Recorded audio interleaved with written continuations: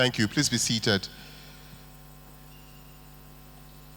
Today we have an interesting day ahead of us with a stellar cast of foremost legal practitioners and jurists to deliberate over diverse issues, beginning with our BITE series on cross-border crime, prosecution, defense, and the concept of International Anti-Corruption Court, which will be presented by no less a person by our own Charles Phillips Adeogun, who is already here. May I say a warm round of applause for him because he came all the way through Ilorin to Lagos and to Abuja this morning. Please a warm round of applause for him. And my lords, who were here just a few seconds after I arrived, my Lord, the Honorable Justice Jambi Eko, retired, and my Lord Opufa Ben White, all the way from Port Harcourt. We will kick off today's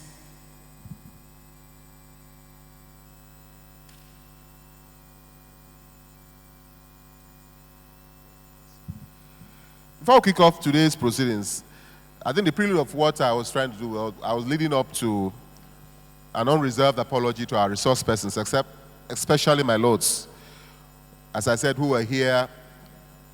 They are among the earliest persons here, but members of the SLP, our section chair, Chief Ferdinand Obi, and myself were also here very early. But it's not our style. Let us put it down to human frailty. Yesterday's events were pretty much exhausting, as they were equally entertaining and enlightening. And some of us take full responsibility for what we're witnessing now. We had to go out for a sit-out with the chairman of session. So maybe that may have accounted for the non-availability or presence of most of our members, but they are coming. But so as not to keep the resource persons waiting, we would proceed.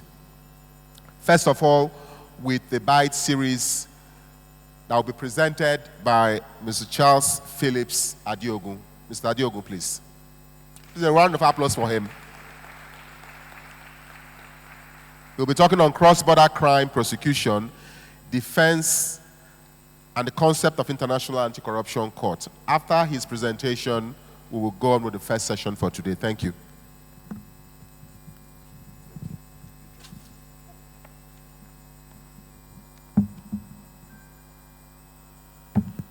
Good morning, everyone. A few months ago, I was invited to join the board of an organization called the Integrity Initiatives International, III. And anyone who's bothered to check what that organization does would very quickly realize that they are the main advocates behind the proposed International Anti-Corruption Court at The Hague. My attraction to that organization was, of course, the fact that I have spent a great amount of my life prosecuting war criminals around the world, but also in the last 10 years, have acted as special prosecutor to the federal government of Nigeria in relation to the prosecution of very senior judicial officers, as you well know. But that experience didn't go down too well with me for two reasons. First, because of what I very quickly realized after I had joined that program, was an abuse of prosecutorial discretion. I haven't spoken about my experience as special counsel in Nigeria since I left, and this is perhaps the first time I'm going to speak to those issues. The abuse of prosecutorial discretion in identifying those who they sought to investigate and prosecute. That was clear. But more importantly, the political interference with my functions as special prosecutor. You don't recruit a senior prosecutor from the United Nations with 15 years experience and then start telling him who to indict, who to charge, who to withdraw charges, and when he's not playing ball, you then remove him and get other people to do your bidding. So I left. And what people don't realize in Nigeria is that the world is watching all these events play out. And the world was watching. And when the clamor came for the proposed establishment of an international court to deal with corruption, I was very quickly identified by those who were behind that. And the reason was because the main reason for that was not because I excelled in any particular way, but because of the challenges I had faced in my domestic prosecution that was widely reported around the world. And why do I say this? This is one of the main reasons why we're advocating for an international anti-corruption court.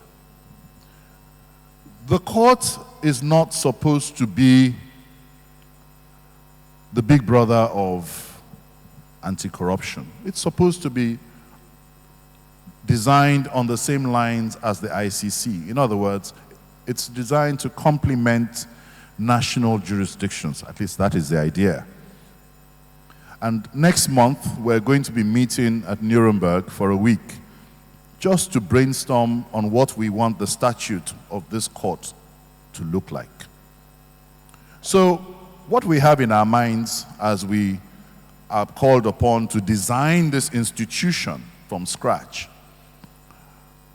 is that this court will be complementary to national jurisdictions. And it is only when national jurisdictions have genuinely failed to investigate or prosecute grand corruption, that is only when the jurisdiction of this international court will be triggered. But we're not in any doubt that we are going to face very, very significant challenges to the establishment of the court, let alone to the functions of the functioning of the court.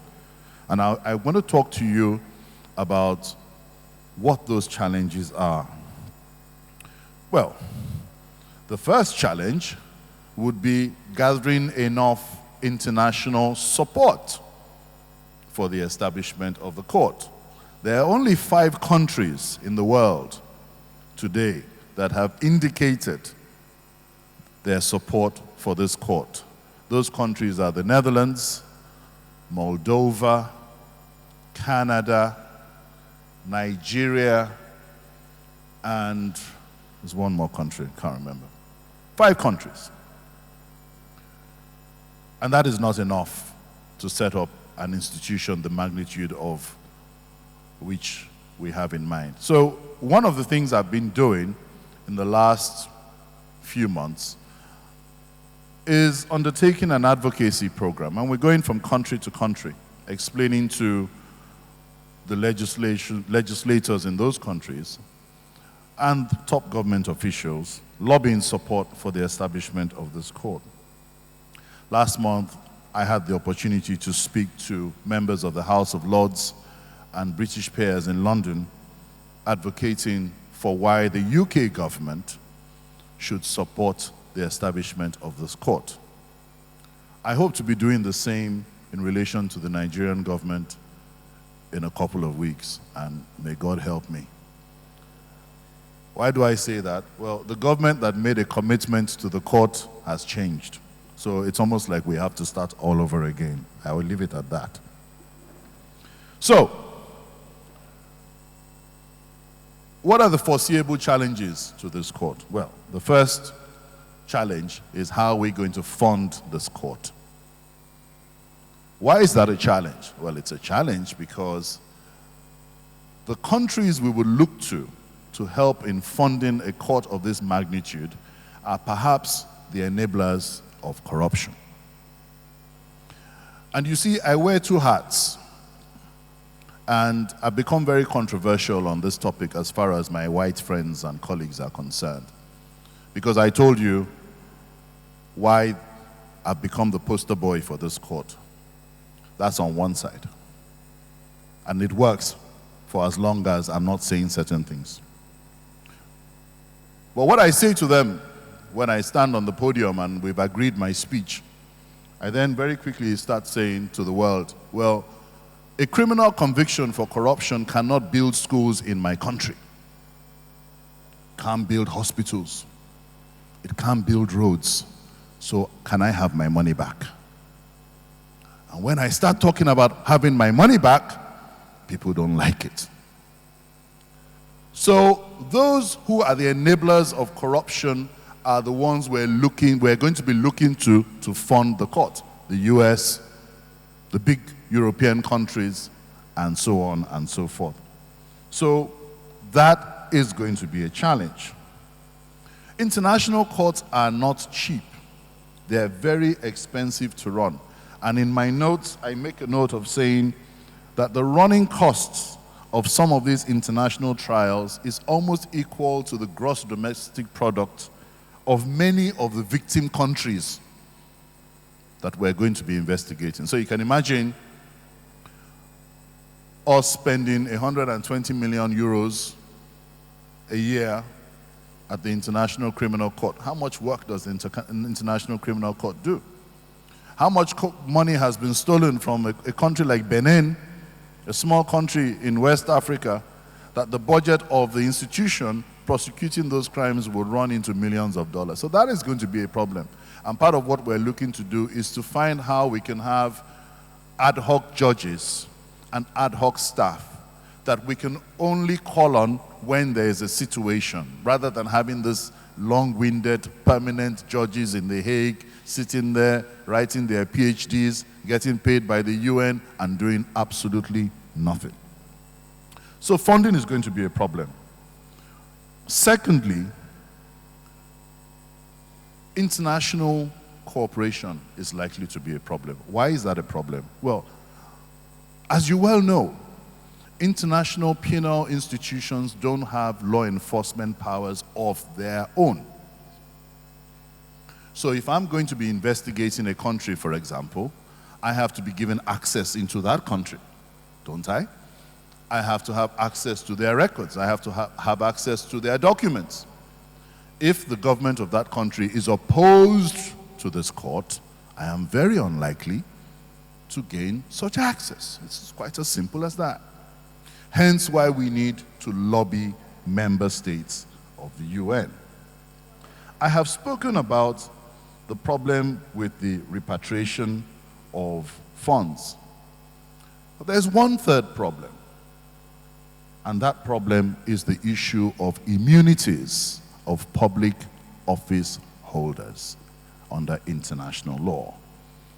It exists both in domestic law and under international law. And it's more a problem in international law because several countries are signatories to all sorts of conventions that confer privileges and immunities on heads of state and heads of government in the official performance of their duties. And that makes rendering them accountable for this sort of crime difficult. So again, that is likely to be another challenge. It's still early days yet. It's very early days. And we're hoping to get more countries on board to support this program. One final word about the advantage of this court. It's not going to be prosecuting corruption based on international rules and norms. No. It is only the forum that is going to be international in nature and the membership international. The laws that we're going to apply to the prosecution of cases involving countries will be domestic law. So for example, we're going to be applying the Advanced Free Flow Act, the Money Laundering Act in Nigeria, and all the anti-money laundering, anti-graft legislation that we have here. So depending on which situation we're dealing with. So the idea is not to have one unified, codified crime called corruption. We're going to need the whole of the General Assembly to codify the crime or the International Law Commission. There's no need for that. Whichever country we're dealing with, we will use whatever offenses exist in their own legislation, in their own domestic law to prosecute. And we would have one judge from that jurisdiction to sit on that bench to be able to assist his colleagues. I don't want to take much more of your time, but I just wanted to alert you to the existence of what we're doing internationally, and I'm going to be coming back to lobby all of you for support. Thank you, and I wish you all the very best. Thank you. Thank you, sir. Thank you, Mr. Please, a warm round of applause for him. Sorry, sir, please do not. Mr. Phillips is a distinguished member of the SLP. I think it will be fitting for us to have a quick photo shoot with the section chair, Mrs. Essien. My lords, we want to invite you to join us in this photo shoot. I know it's ahead of your session, but please join us on the stage.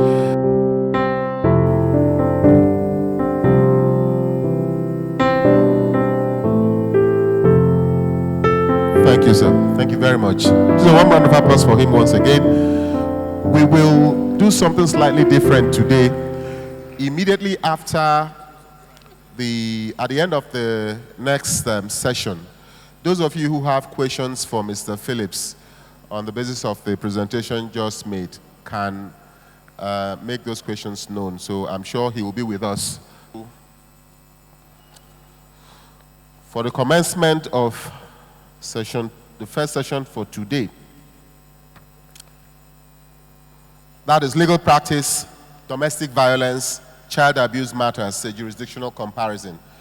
To chair that session, recently retired but certainly not tired, is the Honorable Justice Ejembi Eko. Please a warm round of applause for him.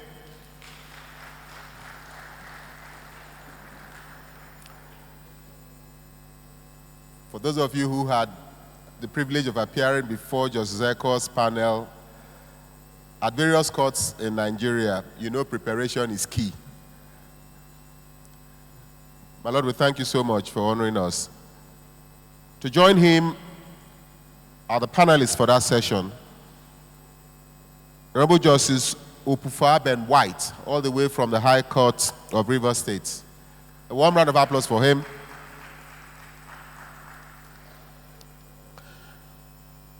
And Amina Susanna Agbaje. Warm round of applause for her.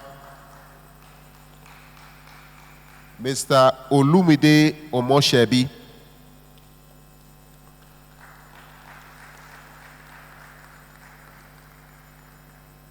And CSP Dolapo Badmos. You're welcome, CSP. I did not recognize her without her uniform.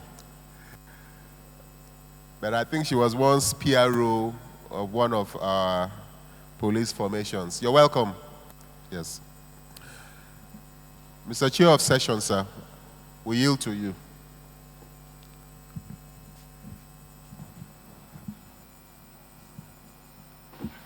Oh, you have yours.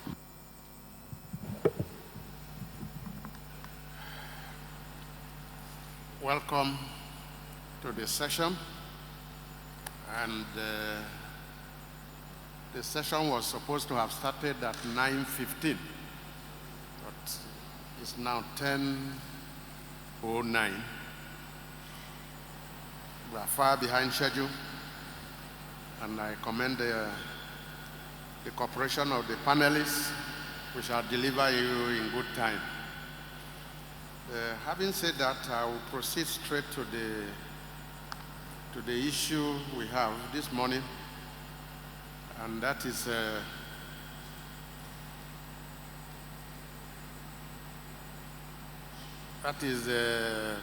legal practice, domestic violence, and child abuse matters, jurisdictional comparisons.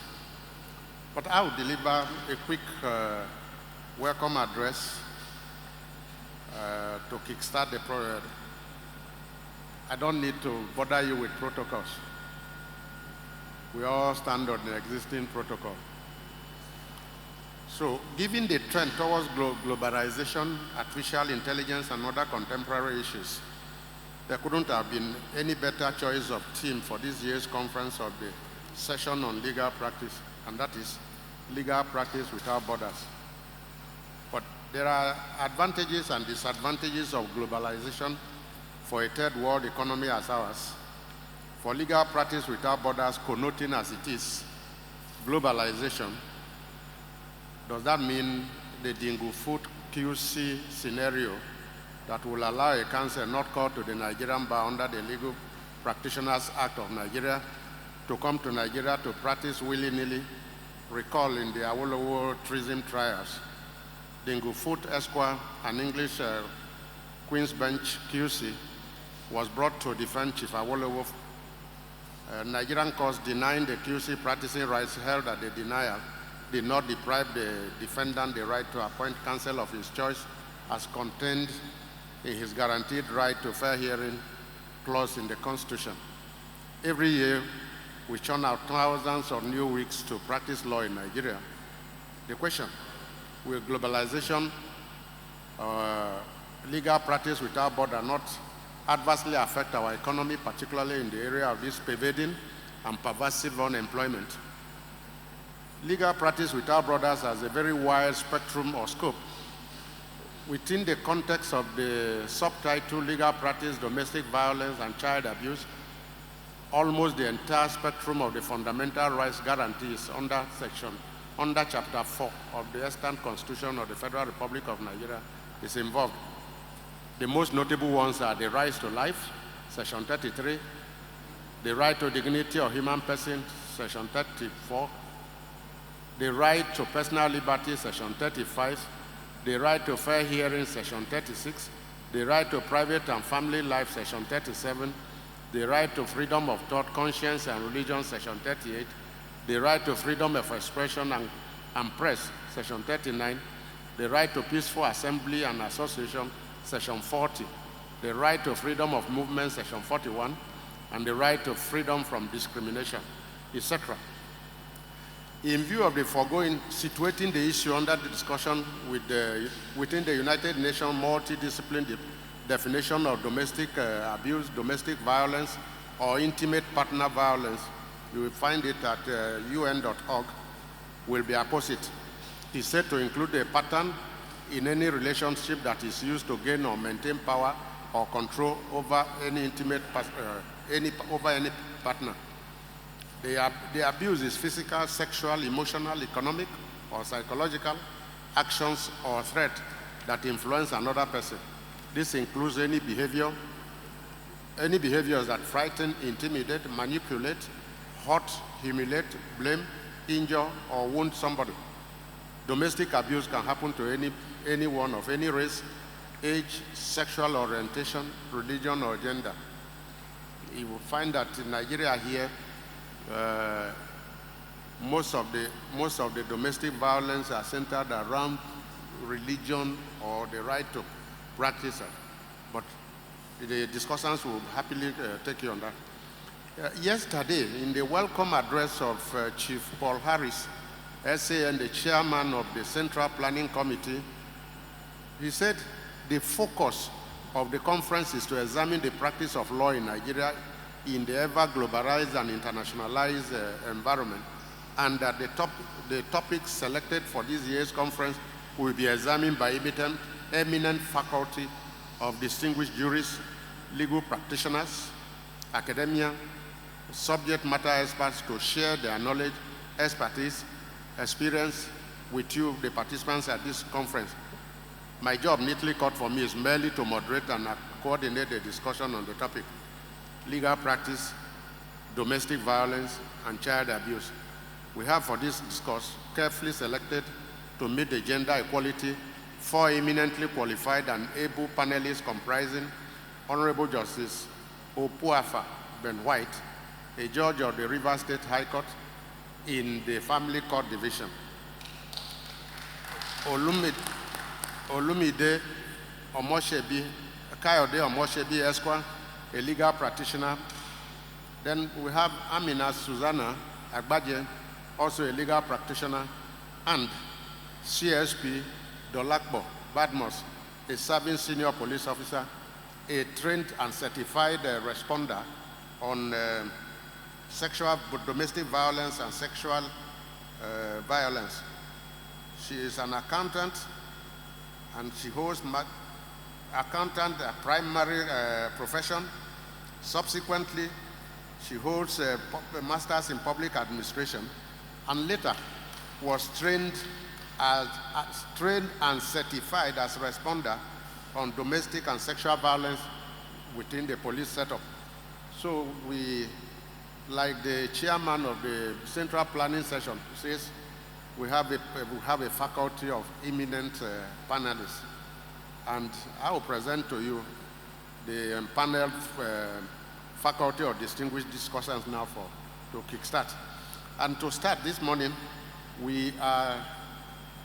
since we are running out of time, I'm going to be strict on time too, so that we meet up with the exigencies of the day. My learned brother, Justice Opufa Ben White, I said earlier, is of Rivers State High Court, particularly of the Family Court Division. My Lord, you have, I may be gracious to give you extra 2 minutes, but you have 10 minutes to. So thank you.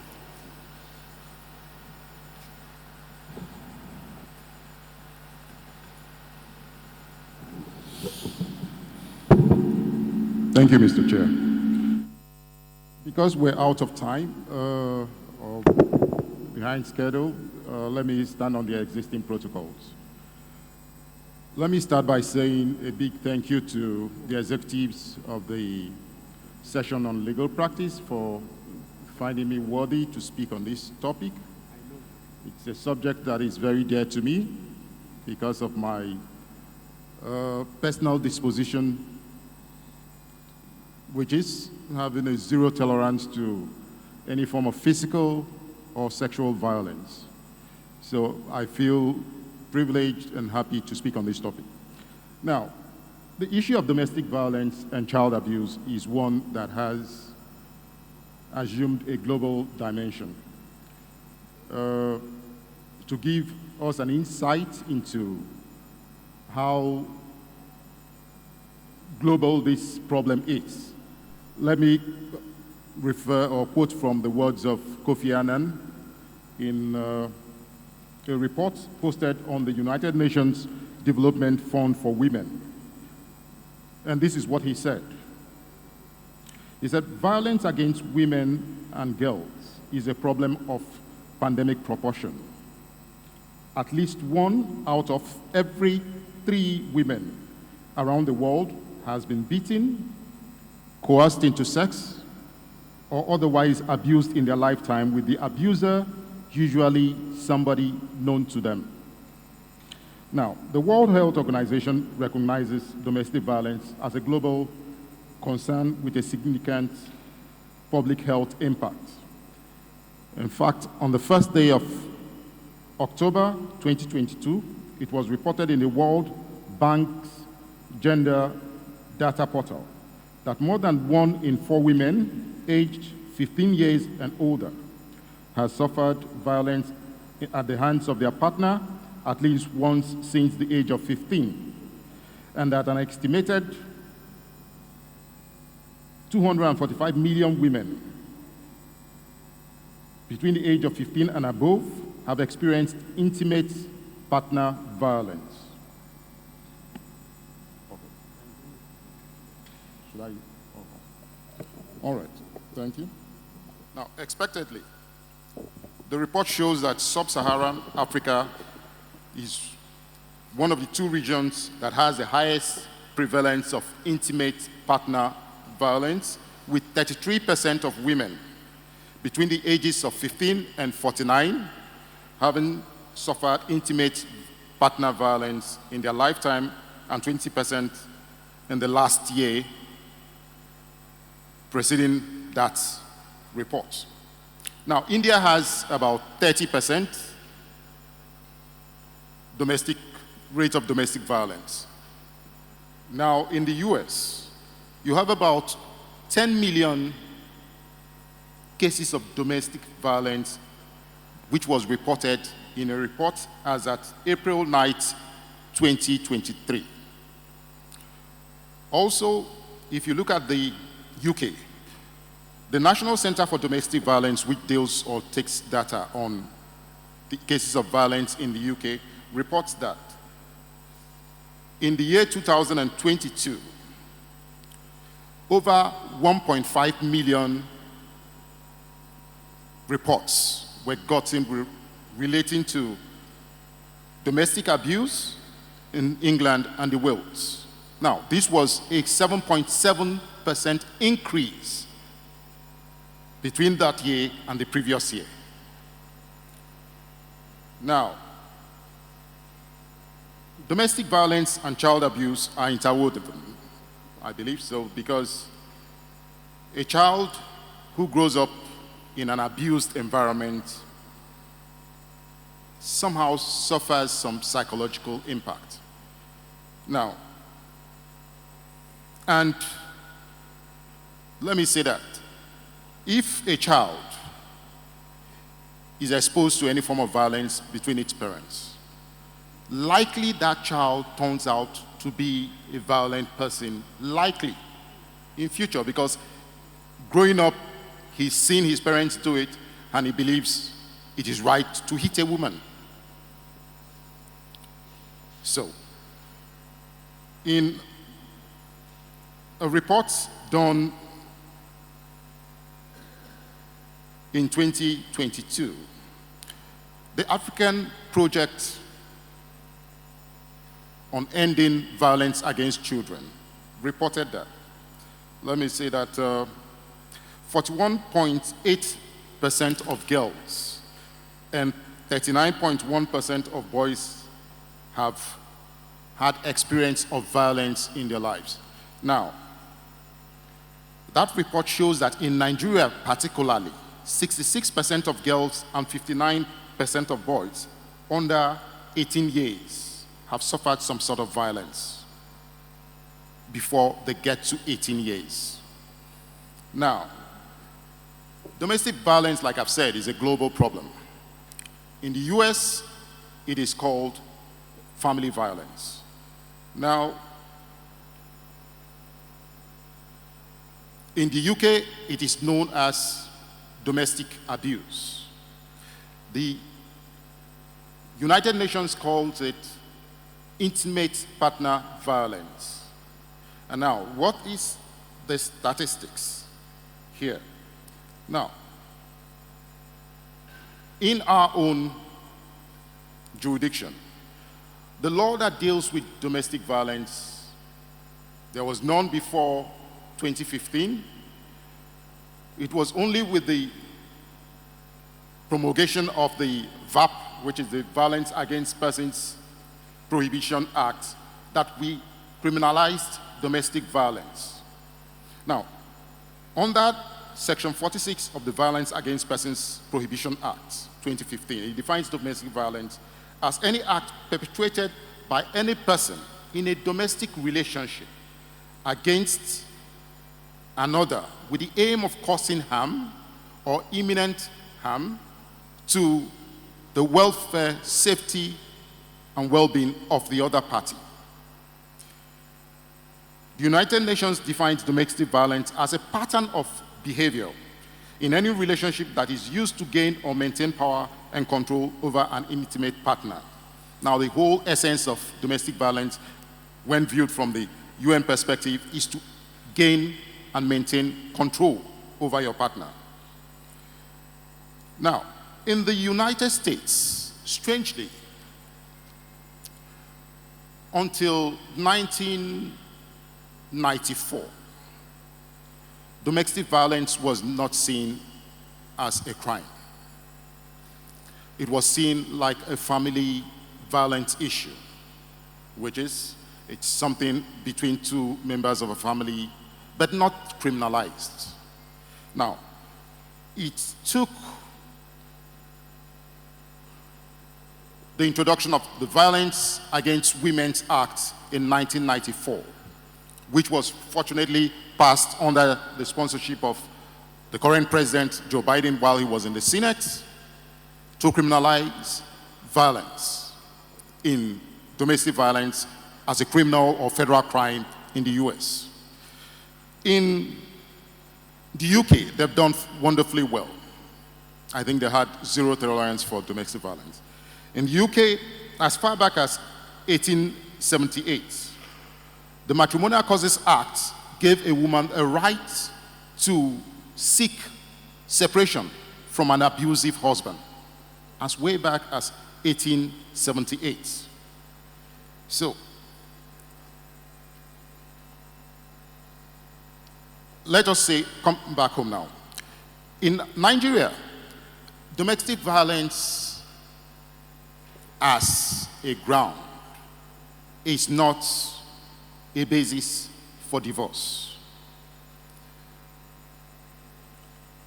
Now, if you look at the Matrimonial Causes Act, Section 15 sub 2C talks about intolerable behavior. Now, but if you look at intolerable behavior, where most lawyers who come to court, and I would say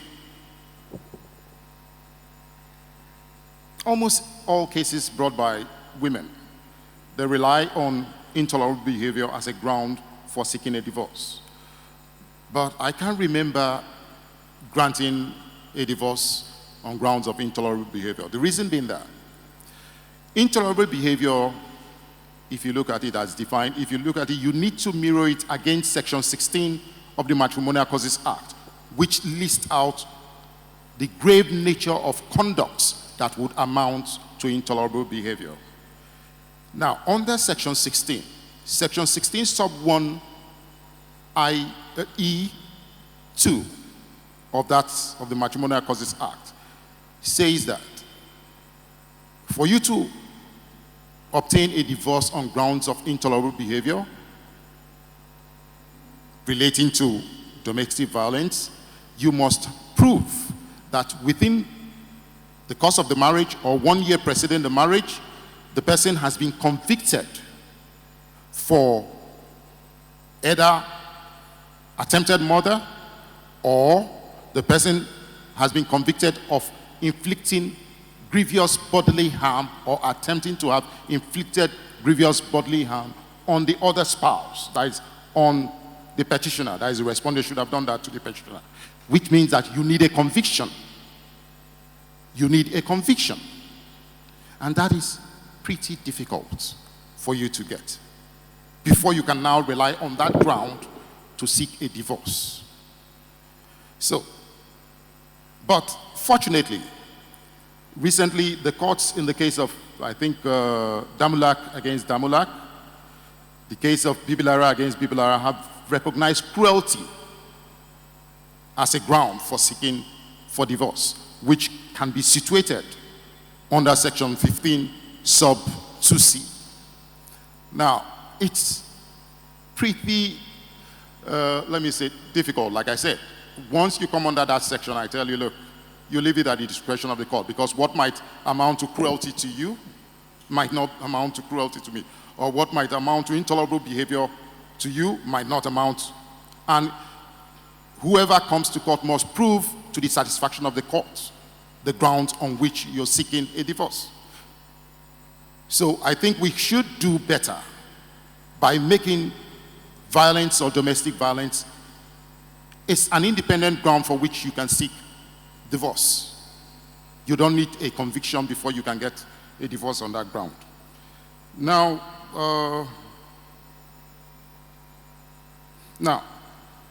in the UK, domestic abuse is defined or described in the Domestic Abuse Act of 2021 as an abusive behavior of one person who is 18 years older or more towards another person who is as an abusive behavior of a person who is 16 years old or more towards another person who is 16 years old or more, both of whom must be personally connected to each other. Now, there are types of domestic abuse. You could have the physical abuse, sexual abuse, psychological and emotional abuse, economic abuse and technological abuse.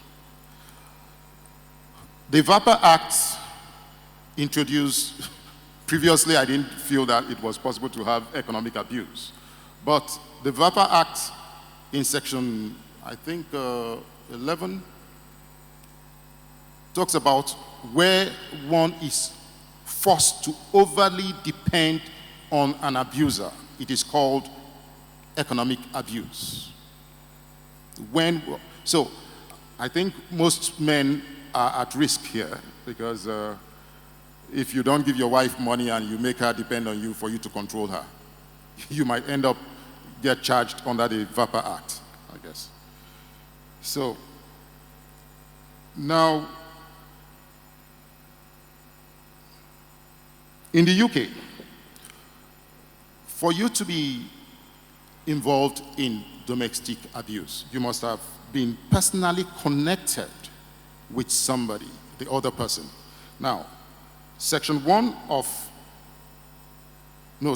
of the said Domestic Abuse Act of 2021 in the United Kingdom defines personally connected to each other to mean the following: that the persons must have been married to each other. 2, they must have been in a civil partnership. 3, they must have agreed to marry one another, whether the agreement is existing or not. 4, they must have been in a civil partnership, whether it's existing or not. They must have been in an intimate personal relationship with each other. They must have been at one time or another shared parental responsibility towards a child. And they must have been relatives. Now, it also goes further to say that a child who witnesses, sees, or in any way hears any form of domestic violence perpetrated by its parent should be considered as a victim of domestic violence. So it is wide enough. That definition of personally connected is similar to what we have in the VAPA Act of the definition of persons in a domestic relationship, the definition of domestic relationship. When you put it side by side, it is similar. Now,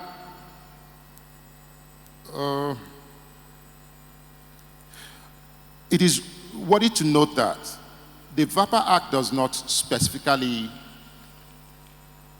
criminalize domestic violence as an offense. It does not.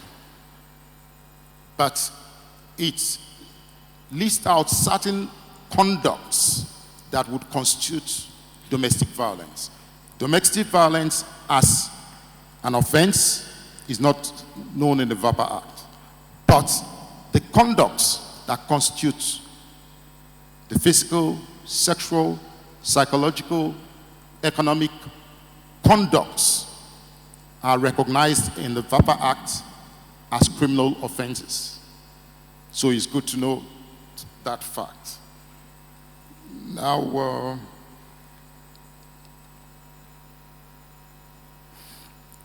the question, I've wondered, with the rate of domestic violence in our jurisdiction, why is it that you don't have a lot of cases on domestic violence reported in our law reports? And it has cost me to find out why this is happening. And I think the reason which I found out was that most of the incidents of domestic violence happen among, I would say, it doesn't discriminate both the rich and the poor, but you would find out that the VAPA Act vests exclusive jurisdiction on the high courts to handle cases or any application on the VAPA Act. Now the issue is, you know how technical it is approaching the high court. If the magistrate courts had jurisdiction, I'm sure you would have a lot more cases. Because when I went through the reports, I could only find just one case on domestic violence, which was the case of Danjuma against Nigerian Army, prosecuted under the VAPA Act. So the reason I believe it's because it vests exclusive jurisdiction on the High Court. But for the states, it's a federal legislation, but the states have domesticated it. For instance, in Port Harcourt or River State, we have the violence against people prohibition, violence against persons prohibition law of 2020, and it vests jurisdiction on the magistrate court, although it says that applications have to be before the High Court. But at least the magistrate courts have started enforcing the law. Now,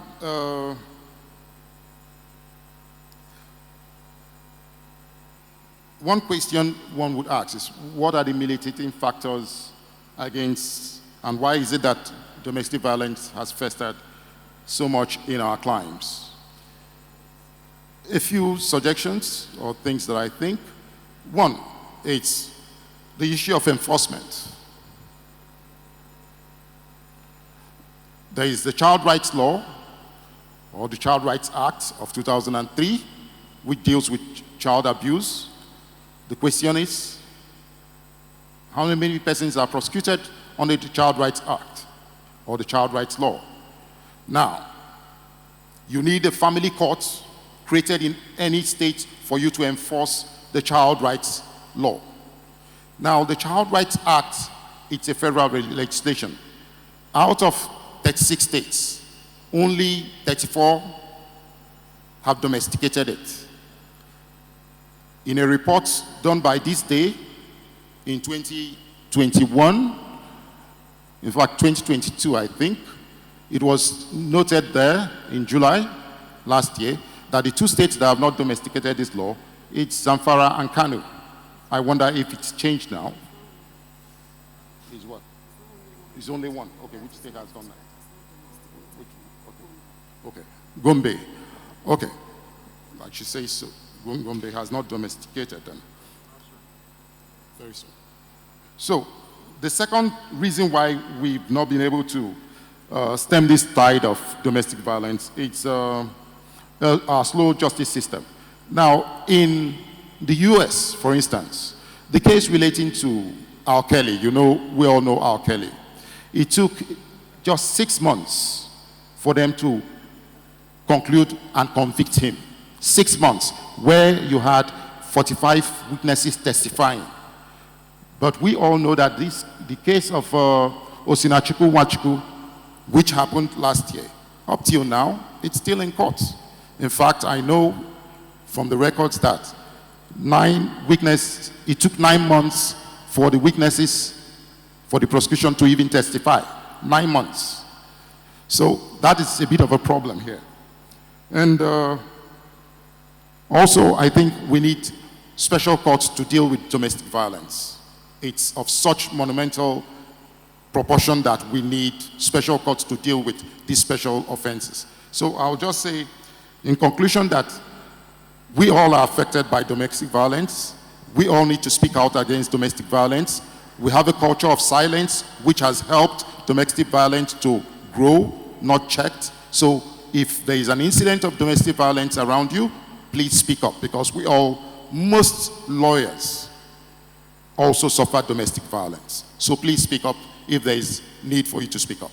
Thank you.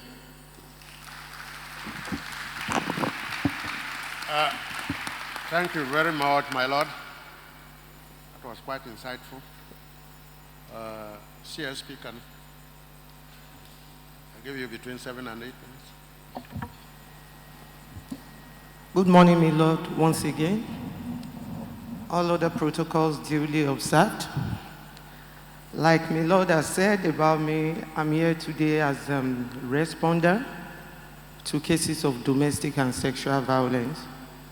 Has been duly trained by the United Kingdom program on DFID, and I recently graduated from Republic of Turkey, the Gender Marine and Coast Guard Academy. I was also certified as a domestic responder to sexual and domestic violence. Thank you. So, quickly, let me analyze one or two things that might be beneficial to us. there are some beliefs, or let me start by letting you know my little journey into this issue. While I took over as DPO Isokoko in Agege, I think most of us here know Agege in Lagos. And if you know Lagos very well, you will know that that jurisdiction is a handful one. You have all manner of people coexisting, especially the Northerners, basically, and the Yorubas. And then we go to have these cases of domestic and sexual violence occurrences. And at a point, we discover we have complaints from members of the public on how they are not duly attended to when they report cases that have to do with domestic and sexual violence occurrences. And you will have, like, when people come to report, they will tell you, like, why would you be in this kind of clothes? Like you allowed yourself to be violated. Things like, why will you be on the street by 10 p.m., by 11 p.m.? You allowed yourself to be violated. And when this started coming up, we felt so bad because there is no reason why human rights and dignity must be violated. I mean, we have people that are mentally imbalanced on the street, half naked or probably fully naked. And it's not that they've not been violated, but not as much as you do to people that are mentally balanced. And then we need to move into action. And part of what we did is that we liaised with the Lagos State government on how to get things done to ensure that this issue of domestic and sexual violence is being brought to a reasonably minimal level. Because as long as human beings are existing, you can't do away with criminality. But we had to bring it to the barest minimum. And then with that, what we did is that we were able to establish what we call family support units in divisions. How do they operate? They were put together, majorly women, and then some men, policemen, and they were trained to understand that the cases of domestic and sexual violence deserves attention. And we were able to create like 12 divisions in Lagos by zones for accessibility. And we did those 12 divisions all over Lagos with the creation of those family support units. And what we're able to do is that if there is a victim or anyone reporting on behalf of any victim, you take such person directly to the family support unit. We cut off the bureaucracy, you know, when you come to station, you go through the gate, then you go to the table desk where you bring up your case, someone listening to it and refer it. So we cut that off for purpose of privacy and for purpose of speed up actions. So we're able to do that in Lagos. And not that alone, in Lagos, we were able to have what we call domestic and sexual violence response team. And what that team does, the team consists of a lot of people, such as police officers, which I'm part of them.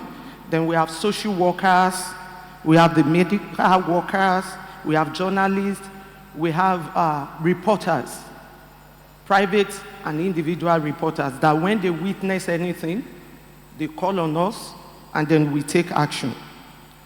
And when that occurs, so we are operating like a chain. So the medical attention is quick.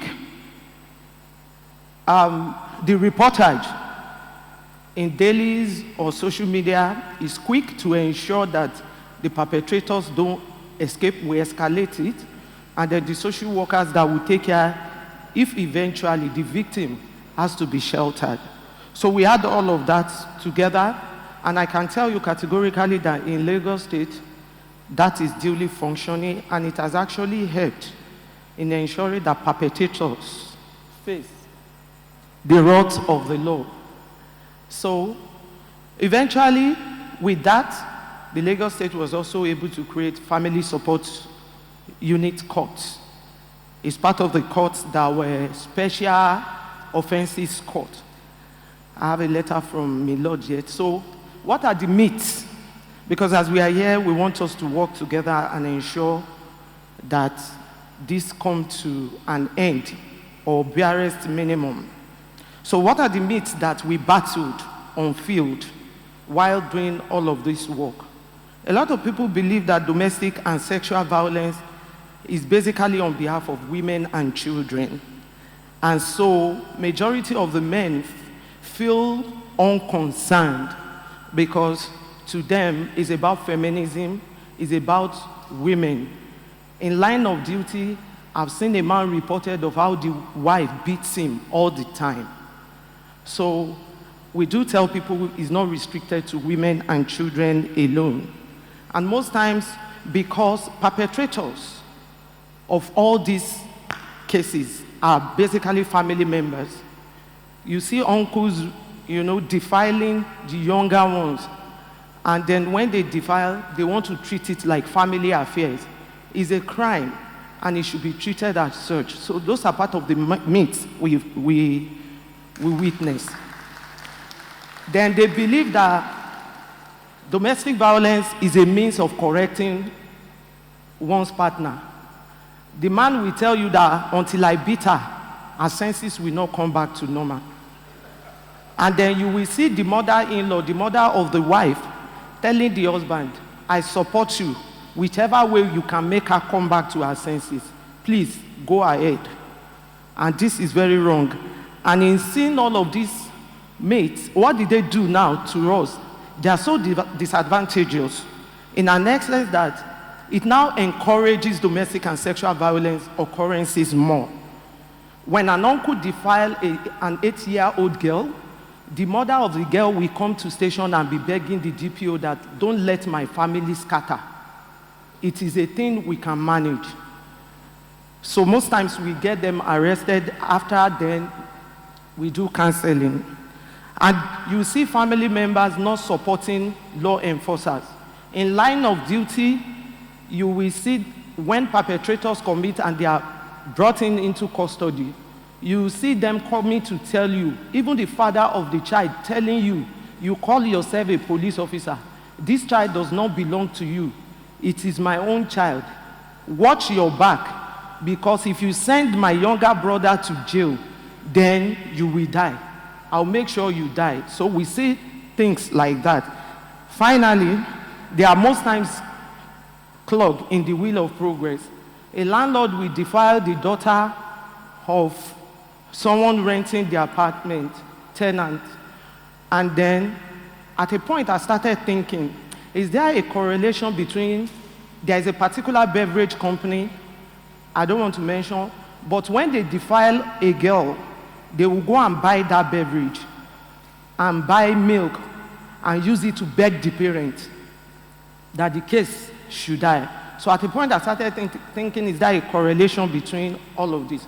So those are the things that actually bring a clog in the wheel of progress.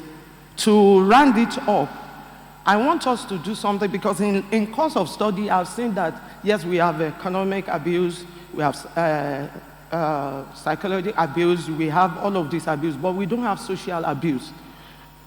If there is a way we can bring this into our law, okay, sir, by making sure, because everyone have right to association. When you are a man and you say you marry a wife, you can't go to August meeting, you lock her in and you go away with.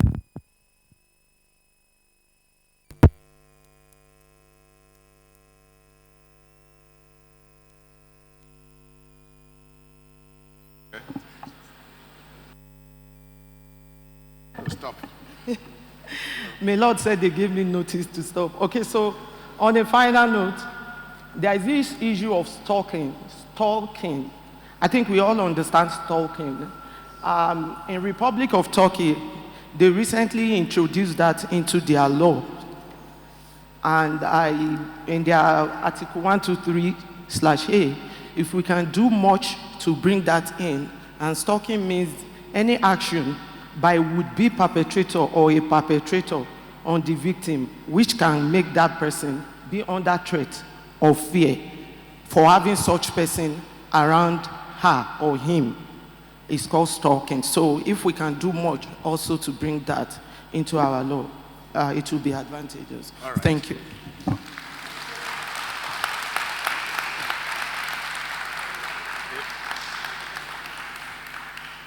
That is an accountant, public administrator turned into counselor. We'll give her another round of applause. And before I go to FIDA, the jurisdictional issue, the two of you legal practitioners should be thinking of that too, because it's an aspect of this. But you will find between last week and today, 2 women have stabbed their husbands to death with kitchen knife. I mean, about 4. And one was speculated activities of the husband, and the other one maybe economic, not enough money for kitchen, or the economy is also aggravating domestic violence. So, FIDA, can you try it? Susanna represents, she's a legal practitioner, but the national president, FIDA Nigeria. And so we are going to hear more on this, particularly this domestic violence as it affects spouses. Okay. And Thank children you. too. Okay. Thank you, my Lord. All protocols duly observed. My Lord, my name is Amina Susanna Agbaji, and I'm the president of the International Federation of Women Lawyers, FIDA Nigeria. And it is in that regard that I have been invited to speak on this panel. But before I proceed, let me first of all recognize someone from my constituency, a past president of the International Federation of Women Lawyers, FIDA Nigeria, Mrs. Ezinwa Okurafo, who is a very vibrant member of the section on legal practice. Let me use this opportunity to appreciate the organizers of this program and for providing this platform for us to talk about issues that are very, very dear to us. One of the objectives of the International Federation of Women Lawyers is to protect, preserve, and promote the issues of women and children. So this is an issue that is premised on the mandate of FIDA, and that is why, I am very, very excited to be on this panel. The choice of the topic is not only apt, but timely, considering the fact that issues bordering on domestic violence and child abuse are becoming a daily occurrence in our society. As members of the International Federation of Women Lawyers, all our branches are inundated on a daily basis with a barrage of complaints, and ranging from one form of domestic violence or the other against a partner or a child. I also want to state that I know that state and non-state actors receive complaints of violence and child abuse virtually every day. The level of insecurity and other socio-economic issues in our country has also escalated the issues of violence and different forms against persons, and particularly children in our country. For me, the following are critically, these words are very, very important in the topic that is before us: legal practice, domestic violence, and child abuse.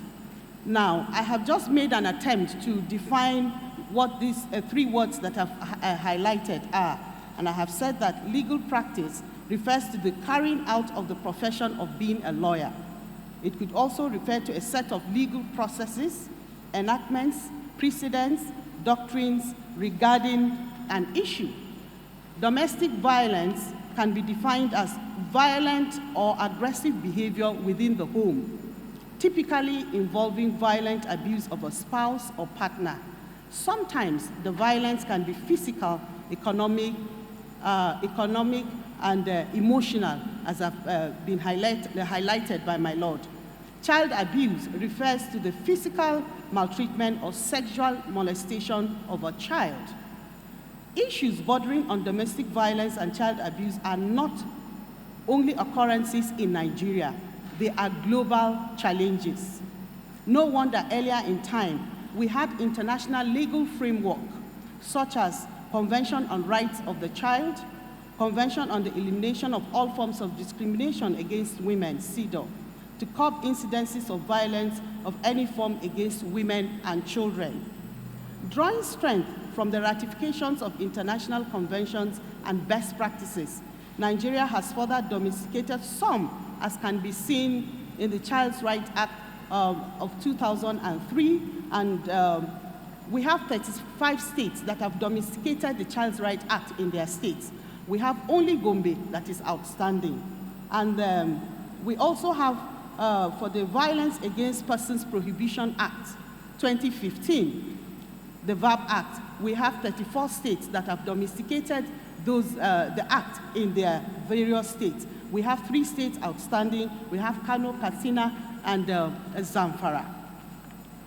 Nigeria can perfectly be said to be one of those countries having the right legal framework to fight incidences of domestic violence and child abuse, yet daily reports indicate high prevalence.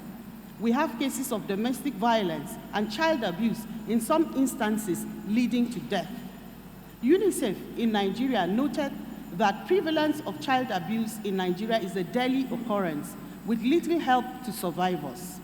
They further noted that 6 out of every 10 children experience some form of violence. 1 in 4 girls and 10% of boys have been victims of sexual violence. Of the children who report violence, fewer than 5 out of 100 receive any form of support. Frustration, poverty, due to limited opportunities, make the unemployed and the underemployed men and women to resort to violence, and their partner and children become victims of domestic abuse, forced marriage, sexual exploitation, and trafficking, with a recent development of persons selling their offsprings to survive and to make ends meet. The question one may ask that what are the causes of this domestic violence? And I have stated here that we have cultural practices and beliefs, we have psychological disorder, we have addiction to alcohol and narcotics, we have unemployment and poverty, low level of education of the husband or wife, poor anger management, and jealousy. Child abuse can also be caused by the following: lack of parental skills, dysfunctional and family stress, abuse of substance. Domestic violence has the following effects on the victims: post-trauma stress disorder, anxiety, depression. We also have that child abuse has the following effects on the child. And these effects are mental disorder, low self-esteem, distrust of elders, difficulty in forming relationships, guilt, fear, and self-blame. The question that quickly agitates the mind is, why are we still having cases of domestic violence and child abuse when we have the right legal framework to fight incidences in our country? We have poor implementation of the laws. we have poor institutional capacity, we have poor funding for both state and non-state actors to fight incidences. We have incidences that are not reported, just like Dolapo has said. In some instances, cases are handled as family matters, regrettably, even when it involves a crime. We also, this is the topic, this point, I am passionate about this point, and I have said that lawyers not taking up some of these cases pro bono. You can imagine a situation where all of us, or most of us seated in this room who are legal practitioners, particularly of the section on legal practice, will take up one case, whether on child abuse or domestic violence. You can imagine how far it will go. So that has formed part of my recommendation. So I will encourage us, rising from this conference, that each of us, as we go back to our jurisdiction, please go to the FIDA office and take up one case and do it pro bono. I think for me, the most important thing is that it is not because you want so much that you want to become a senior advocate of Nigeria that you are taking up a pro bono case. It is a way of giving back to the society. It's a platform that God has given you to give back to the society. So please, let's all do that. Lack of popularization of the existing laws, destruction of evidence, particularly in rape cases, lack of institutional cooperation to fight incidences of domestic violence and child abuse, and the elephant in the room, the culture of silence. These are issues that we don't want to talk about. We want to keep it in the family. Okay. All right. In comparison, let me state that in developed crimes, Nigeria needs to do a lot more when it comes to issues of child abuse and fighting domestic violence. But I have so much to say because this is our area, in FIDA. But let me just, since my Lord has given an order of court, let me round up. So I will just say that, that without a strong legal framework, strong legal system, vibrant judiciary, and well-coordinated CSO base, the battle against domestic violence and child abuse will never be won. Thank you. Thank you, Amina. You will discover that most of my orders are now ultra vires. Having lost my jurisdiction 2 years ago. Now, for the audience, the last panelists will come on now, but if you have questions, please, can you jot them down with your name, pass it to ushers, so that will save time with that. Can you please do that? That is for you, the participants, the audience. We are going to create time for questions and answers. Now, FIDA better be anticipating this. Why is it that FIDA has not moved against the abrogation of the provision of the penal code or the criminal code that says even a woman can be corrected violently by the husband? Is that not going against the grains of the Constitution? If for you, because you are a woman, and the man cannot be corrected by a woman violently, is that not discrimination? Think about it. We'll come back to it. The last and the speaker is Olumide. He's a legal practitioner in Lagos. Moshedi, take the floor, but strictly follow the time. Thank you very much, sir. All protocols duly observed. I want to especially appreciate the organizers of this convention for putting such important and impressive panelists here, bringing some of us all the way from our various states. I will dive straight into the matter. I run a foundation called the Gnosis Help Initiative. And for 20 years, we have been helping victims of domestic violence and abuse without collecting a dime. That is all that we do. Also, I'm on the radio in Lagos, 99.3 Nigeria Info FM, and also on television on an aggressive campaign. This has been the 4th year against domestic violence and abuse. We do more scientific and very, very grassroots work in domestic violence. So I would give you what we have come up with, our research over the past 2 decades. 1 in every 4 marriages would end in a separation or divorce by the 2nd anniversary. That was the research as at 5 years ago. 1 in every 3 women will suffer domestic violence or abuse in the 1st year of their marriage. The Clean Foundation between January and September 2016 in Badagry recorded 30,000 cases of failed marriages, domestic violence and abuse in 9 months. Shija reports that in Nigeria, an average of 300 to 350 women are killed every year by their husbands, former lovers, or male relatives. Between May 2020 and August 2021, a Domestic and Sexual Violence Agency in Lagos recorded 10,007 cases of domestic violence and abuse, which makes that an average of 27 cases per day, excluding the fatalities. Now, 87% of domestic violence and abuse cases, divorce separations, are from Christian marriages. This statistics shows you that as a Christian, according to statistics, you have a greater chance of a failed marriage than any other religion in Nigeria. Why? Statistics also show that the simple woman by 2025 will more likely die from abuse and complications from her marriage than any disease or natural ailment. Now we move to the statistics on children. Nearly 3 in 4 children regularly, yearly suffer physical abuse and psychological violence at the hands of parents and caregivers.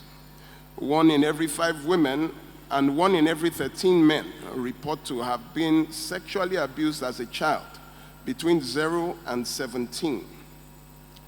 Now, our problem is that a child who is abused is more likely to abuse others as an adult. This ensures that violence and abuse is passed from generation to generation. 2 weeks ago, the Nigerian Police and Lagos State Command published that they had 111 child defilement cases in 3 months. You have just 90 days in 3 months. With 111, it tells you that at times in a day you have up to 2 or 3 cases. Now, conclusive research has shown that abusive men more likely watched their mothers being abused or beaten by their fathers, intimate partners, or family members. So, men who predominantly witness abuse as a child grow up to reproduce the environment that they grew up from. Also, men with low level of education, exposure, and poverty makes room for domestic violence and abuse. Unfortunately, Nigeria ranks the 2nd country with the highest population of poor people in the world, which makes the environment secure for domestic violence and abuse to overwhelm the national population. As we know, domestic violence and abuse is not gender specific. We know conclusively that women who perpetrate violence and abuse and women who choose to remain in violent and abusive marriages are women who grew up having witnessed violence themselves. Low education and poverty also are attributes. In March 2023, we lost 36 women in 21 days to domestic violence and abuse in Lagos State. 18 had left but came back because of family pressure, tradition, and religious doctrines. It is now very obvious that our culture and tradition have enshrined abuse, and religion has indoctrinated tolerance for domestic violence and abuse. They tell you that God hates divorce and then send the lamb back into the lion's den. Where then lies the hope of a nation, as tolerance is the graveyard of change, as we cannot change what we tolerate. Unfortunately, Nigeria as a country has the highest tolerance limit in the world. So nothing can change as long as we tolerate. Change begins where toleration ends. Now, let us come down to what concerns us here. We have the Criminal Code sections 353, 360, which talks about assault to both men and women. We have the Violence Against Persons Prohibitions Act, which provides for all forms of abuse, physical, emotional, psychological, and have been adopted in about 24 states. And in Lagos, we have a law to provide protection against domestic violence and abuse and connected purposes. However, we must ask ourselves, how many people have we convicted thus far to serve as a deterrent to others? How many states have family courts that are running and are up and running? Those like that of Lagos State sits once a week or at most twice. And over the years, the cases of domestic violence and abuse has risen to almost 36% of cases in courts. Where you have courts sitting just once or twice a week leads to unnecessary extension and prolonged time frame in attending to cases, which is right before it. Parties become tired and weary of adjournments and give up, seeking justice from other and alternative means, often self-help. And this self-help would be seen in one very peculiar case that happened in Abakaliki, Ebonyi, in the 1970s, where a gentleman approached the police station and said his wife has been abusive to him and he is a victim of domestic violence. He was told to go back and settle the case as a family, that it was a family matter. Hours later, he returned to the police station with the head of his wife. He had beheaded her and reported himself to the police. Then the officers that were on the front desk were dismissed because if they had acted, maybe the man would not have committed that act. We have care orders, protection orders that should be approved within a maximum of 2 weeks of application. We have one that has been pending for 1 year, 2 months. And with this time, we know that whoever we are seeking to protect must have been dead. Cases of child abduction is now a new phenomenon where families, husbands and wives, now use children to settle scores. You come back from work one day, the house is empty, your children are gone. And you are told that you will not see the children. You are in Lagos, the children have been taken to Delta. You are in Delta, the children have been taken to Enugu. Nowhere. We have cases now that parents, spouses have not seen their children in years. How do we solve this when we do not have an active and vibrant family court that sits every day to adjudicate on cases regarding domestic violence and abuse? Statistics show that 62% of victims of fatal domestic violence had at one time reported and were sent back, saying it was a family matter. The fact that officers of both the state and the law are not properly trained in the areas of domestic violence is a big matter. And this issue of domestic violence and abuse is actually the death of a nation, because a nation exists as the family is the basic unit. Without family, there can be no society. Without society, there can be no nation. And I thank the organizers of this event for making this issue, which is core to the development and family life of any country, bringing it to the fore and inviting people such as our eminent panelists and members of the bar sitting down to put heads together on ways to advance the cause, ways to prevent the explosion of domestic violence and abuse in our youths and in the society. Thank you very much.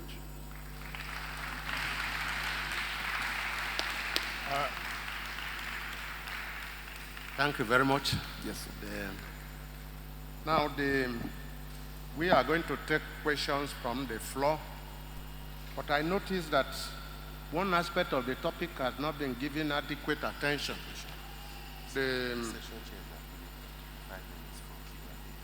Okay, that's very good. That is the jurisdictional issue.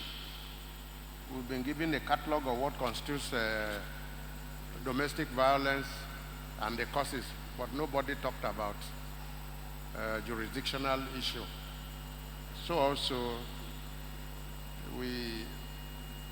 the first panelist mentioned the issue of inordinate delay in prosecuting child abuse, abuse cases.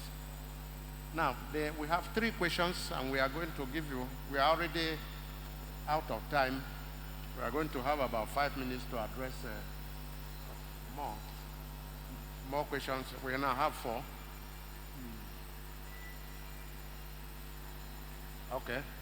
The question, the name is Isidore Udunke from, which branch is that? Garki branch, yes. The question is to Honorable Justice Ben White. Then the president, it says your presentation seemed to be tailored in favor of women. Men equally suffer domestic violence. Your presentation is equally devoid of protection of the men in abusive relationship in their matrimonial as against men. Now, Adelia said that, well, unfortunately for us, the men, we should be forming MIDA now instead of FIDA, so that we have gender protection. Even here now, we are minorities, and so we need that protection too. So can you throw more light on that question? Okay. Yes, Mr. Isidore, sorry if you feel that I was gender biased. I'm not at all. The statistics show that 1 in 13 men suffer domestic violence, but it also shows that 1 in 5 women suffer domestic violence. So it means that women suffer more domestic violence than men. We live in a patriarchal society where men who suffer domestic violence refuse to speak out. How would you feel? Most men feel, how would they go to complain that their wives beat them up? But they also suffer psychological violence. There are a lot of men who can be so deflected when women tell them that, look, are you a man? If we're looking for men, is it your type? How do you feel? Men bottle up their emotions, but there is only one way you can help yourself. If you speak up and take action. The VAP Act recognizes psychological, emotional, and verbal abuse. So if you take action, something will be done. So please, I'm sorry if you consider that I had just limited time, so I couldn't go into. Women are the ones that actually, or the known persons who suffer or victims that suffer domestic violence. Men are there, we agree, but except they speak up, how do we know? All right. There is still another question for you. That is inadequate information on to the victims of violence as to what to do, where to go, etc. Can you please round it up quickly? All right. With respect to information where you suffer either physical or sexual violence, I think the first place to go to, see a doctor. In River State, we had this NGO, the Doctors Without Borders, who handle issues of domestic and sexual violence. They go check you out, and if it's a case that needs to be reported to the police, they report to the police. But first, you should go see a doctor if you've been a victim of sexual violence in any form. For domestic violence, please go to the police and let the police run an investigation. Immediately, once you go to the police will give you a medical form. You go to a hospital so that they can have proof of the abuse on you. Because if you just come to court without evidence, sorry, we really can't do much. So to that extent, that is what I would advise anybody to do once you are a victim of physical or sexual violence. Thank you. Now for Mrs. Agbaje, there is a question from Ramat Goldfish Ilabane on pro bono cases. Can you expatiate? Okay, my Lord, I think I saw that she wanted to make a comment. I think she wants to make a comment.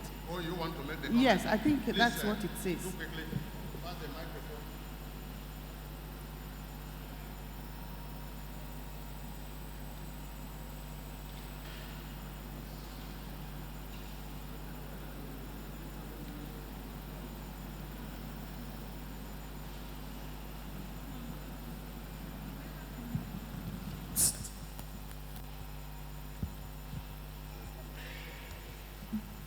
Good morning, everybody. My name is Ramatulai Goldfish Laware. I'm a domestic violence survivor, so this is familiar ground. In 2012, a friend of mine, Mrs. Ronke Ojekere in Benin, runs an NGO called Soda Waka. Soda Waka is focused on women and children abuse. So I'm in Abuja, she's in Benin. I was following her on social media, and I thought she was doing very well. So I invited her to Abuja and invited some friends to have a sit down in my house, about 10 women. While we were on it, it turned out that 8 out of the 10 women have been abused in the 70s. We were all like in that age group. 2 from people that they knew very well. And then the following day, I told her to come to Abuja for visibility. This is the seat of power. I wanted us to see international NGOs that can help push the process. So the following day, I went to Human Rights Radio and announced that we were here in Abuja, and I sent a number and said they should call us if there are issues, cases of child abuse, domestic violence, that people know that we don't. By the time I got out of the radio station, Ronke called me, told me she had received about 100 calls, just 10 minutes that I was in the radio station. And then someone called me and said there was a case at Gimbia Street in Garki, area 11, of child neglect. So I went there, took the woman who was frying yam or something along the road and had a baby that was being abused. Every night they had their box of clothes under a tree, and that was the tree they were sleeping under, rain and sun. So we took the woman. She needed a house to stay. We gave her 30,000, and then I went to FIDA. I'm also a member of FIDA. The reason I went to FIDA was to get a few friends together so we can just deal with this. But then again, we are all struggling lawyers. It's because she mentioned pro bono. I want to quickly talk about the pro bono. Nigerian system is failed. It's a failed system. We did pro bono. We've been trying to do that, but there must be an exit point when you take up a case. So you take up a case pro bono. A child is abused, you go to the police station, and then you have to go to the hospital first, and the police takes you back and forth. We have Ms. Badmus here, who has told you about the flaws. We have the courts, and they have their flaws. Sorry. So we are challenged. Not that we don't do pro bono. we are challenged because we have a system that is flawed. Thank you. All right. There's a question that Mr. Moshebi will answer. Please read out the question. The question is, the word family is restricted to the nuclear family. Or is the word family restricted to the nuclear family? What about the extended family who are also in the habit of perpetuating the offense of domestic violence? Would it be wrong for half-siblings or grandchildren reporting domestic violence of extended family members to the court? As it seems, the court is just for child right and spousal abuse. Barrister Miriam Buari Branch. The word domestic violence does not necessarily mean that it must be husband and wife. It covers everyone living together in a compound. If your parents are there, if your grandparents are there, if whoever the person perpetuates the violence. 4 weeks ago, a boy ran to Falomo police station in Ikoyi along Awolowo Road in Ikoyi and reported his father. While we got there, we saw another neighbor reporting the wife of his neighbor, that the wife locks the man up whenever they have an argument and the man is not able to go out. He keeps banging on the door and the woman will say the family will come and apologize before, so everybody will wait until the parents of or the representative of the family of the man comes to beg the wife. You know, so other people report domestic violence. It is not just a matter of husband and wife. It has to do with the children. It has to do with the extended family, and especially a compound. If you are living in a compound, then it is seen as a family. Thank you.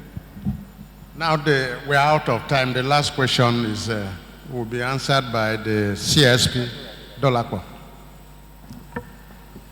Thank you, sir. From B.O. Ayinde, he or she said, I believe that existing legislation focuses on the victimhood of domestic violence, so much so that proactive legislation for the prevention of such abuse is lacking. Re-education and sensitization programs, as well as compulsory safety education for children, must be available. How can we realize the enactment of such a legislation, the aim of which is to equip people and children to respond to potential or actual domestic violence situations? Okay, so I will respond to this by saying everyone that perpetrates domestic and sexual violence are damaged adults. Whether, most especially from their young age. Like he said, you know, most people that do all of this, they have history, family background of having gone through all of this. And so how do we, the simple question here is, how can we make law or call to sensitize, especially the children, so as to ensure that they turned into that normal adult that is expected, that eschew domestic and sexual violence. At our own end, I believe all hands must be on deck. I belong to DSVRT, a response team in Lagos, that we did our best, we are still doing it, to go to schools, to catch them young on prevention of domestic and sexual violence. And we also sensitize them on the danger of being a perpetrator of such. Because we are not government and we are not binding on government, it becomes extracurricular activity. It cannot be into their curriculum. We cannot put it. And then for that law, I believe, to be acceptable, to be enacted as a law, maybe we want to tell the legislators, the National Assembly, to enact it as that for every school, they must teach. They develop a curricula through the Ministry of Education to ensure that they teach these children on eschewing violence and also identifying, you know, there are many causes that can be identified on this. But if we do it at our own various groups, as the DSVRT response team, as FIDA, as any organization, we do a lot to go to school, and make this happen, I bet by research we will have results. And then convincing National Assembly to enact that might become easier, if I am right. So I think let's all put hands on deck and get that done. Thank you. Well, thank you very much.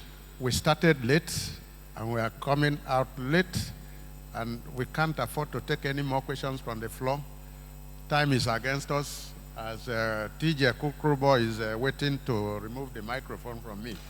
But meanwhile, the Chinua Achebe lizard that fell from Iroko tree, can you appreciate us?